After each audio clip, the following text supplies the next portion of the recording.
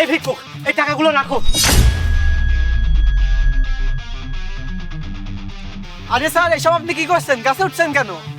আরে সমস্যা আছে, তুমি চুপ করে থাকো। তোমাকে টাকা দিয়েছি না, কেউ আমার কথা জানতে চাইলে বলবা না যে আমি এখানে আছি। কিন্তু স্যার, সমস্যাটা কি? আরে তুমি তোমার কাজ করো, তোমাকে এসব জানতে হবে না। এই তুমি কি এদিকে কাউকে দৌড়ে পালিয়ে যেতে দেখেছো? কি হয়েছে স্যার? আপনারা কাকে খুঁজছেন? আরে বেটা, তোমাকে এত কিছু জানতে হবে না, তুমি শুধু বলো এদিকে কাউকে দৌড়ে পালিয়ে যেতে দেখেছো কিনা। স্যার, কত মানুষ কতভাবে চলাফেরা করে, ছুটাছুটি করে। বিষয়টা না জানলে কিভাবে বলবো কেউ দৌড়ে পালাচ্ছে না বিপদে পড়ে পালাচ্ছে না কাউকে উপকার করতে পালাচ্ছে? তা অবশ্য কথাটা ঠিকই বলেছো। তাহলে শোনো,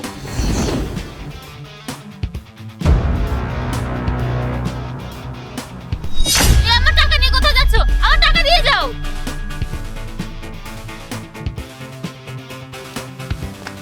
এই কি হচ্ছে আপনার? ওই ছেলেটা আমার টাকা নিয়ে গেছে। ভাইয়া, দয়া করে আমাকে সাহায্য করুন, ওকে ধরুন। একদম ভেবো না বোন, আমি একজন পুলিশ অফিসার, আমি দেখছি, তুমি আমার সাথে চলো। এবার বুঝেছো কি হয়েছে? এবার বলো তুমি এদিকে কাউকে পালিয়ে যেতে দেখেছো কিনা। কি? টাকা চুরি করে পালিয়েছে? আরে এই ভিক্ষুকটাকে তো সুবিধার মনে হচ্ছে না, বলেই কি দেয়। কিন্তু ওকে তো আমি টাকা দিয়েছি, এতগুলো টাকা পেয়ে ও নিশ্চয়ই কিছু বলবে না। হ্যাঁ, টাকা চুরি করেছে আর আমরা ওই চোরটাকেই খুঁজছি। ওটা আমার মায়ের অপারেশন করার টাকা, আমি ব্যাংক থেকে তুলে নিয়ে যাচ্ছিলাম, তখনই ওই চোর ওই টাকাগুলো নিয়ে গেছে। ওই টাকা ছাড়া আমার কাছে আর কোনো টাকা নেই। আমার মায়ের অপারেশন না হলে আমার মা বাঁচবে না। ভাই, তুমি তাকে দেখলে আমাদের বলো ভাই, চোরটা তো এদিকে এসেছে। আরে ভাই পুলিশ না, আমি ধরা পড়লে শেষ, আর তুইও ওই টাকাগুলো পাবি না।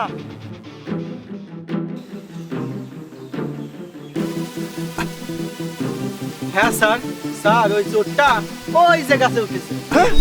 এই দেবে, তুই কি ভেবেছিস তুই পালাবি? কিন্তু তুই পালাতে পারতিস না, যেভাবেই হোক তোকে আমি খুঁজে বের করতাম।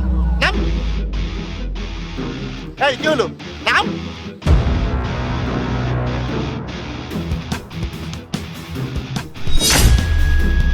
এই দে, এই মেয়েটার টাকা কোথায় রেখেছিস? ফিরে দে। এই যে নিন স্যার। এই ভিখারি, তোকে এতগুলো টাকা দিলাম, তুই কিছু না বললে তো এই টাকাগুলো তুই পেয়ে পেতি, তোর কাজে লাগতো, বললি কেন? স্যার, এই নিন বাকি টাকা। স্যার, আজ আমি ভিখারি কারণ আমার পা নেই। স্যার, আমি কাজ করতে পারি না, কিন্তু আমার বিবেক বলেও একটা কিছু আছে। স্যার, আমি একজন অসুস্থ মানুষের চিকিৎসার টাকা একটা চোরকে সাহায্য করে নিতে পারবো।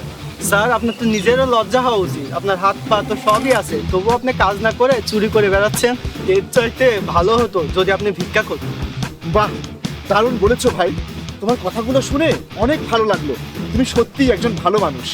আরে ও তো ঠিক কথাই বলেছে, তোর হাত পা সবই ভালো আছে, তারপরেও তুই অন্যের টাকা চুরি করিস কেন? কাজ করে খেতে পারিস না? আর চুরি করার আগে কি একবার ভেবে দেখেন, আপনি যার টাকা চুরি করছেন এই টাকা তার কত দরকারি? এই টাকা হারালে তার কতটা ক্ষতি হতে পারে? আপনি তো এক মুহূর্তে টাকাগুলো চুরি করে নিয়ে যাচ্ছেন, কিন্তু একবার কি ভেবে দেখেছেন এই টাকা জোগাড় করতে তার কত সময় লেগেছে? আজ এই টাকা না পেলে আমার মায়ের অপারেশন হতো না, আর অপারেশন না হলে আমার মাকে আর বাঁচানো যেত না। হ্যাঁ বোন, আমি খুব সহজেই টাকা চুরি করে নিয়ে যাই, কখনো এসব ভাবি না। আর আমি সুস্থ মানুষ হয়েও এই অন্যায় কাজ করছি। আসলেও আমি এই ভিখারির চেয়েও ছোট। এই চল, তোকে এখন থানায় নিয়ে গিয়ে তোকে তোর আসল শাস্তি দিব। স্যার, আমাকে ক্ষমা করে দিন, আমি আমার ভুল বুঝতে পেরেছি। আমি তওবা করছি, আমি আর কখনো এরকম কাজ করব না। আমি পরিশ্রম করে কাজ করে খাবো। ভাই, তোমাকে অনেক অনেক ধন্যবাদ, তুমি আমাকে ধরিয়ে দিয়ে আমার চোখ খুলে দিয়েছো, অনেক উপকার করেছো। স্যার, ওনাকে এবারের মতো ক্ষমা করে দিন। ঠিক আছে, এবারের মতো তোমাকে ক্ষমা করে দিলাম, কিন্তু তুমি ভালো হয়েছো। নাও বোন, তোমার টাকা। আপনাকে অনেক অনেক ধন্যবাদ sir.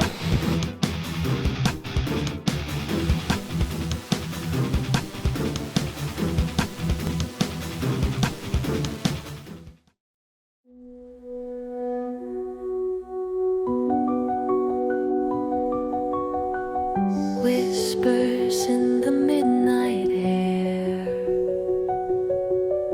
kissing all our hidden fears, holding on to dream like yours, loving you in skies so blue. Moonlight paints our silhouette, promises we won't forget.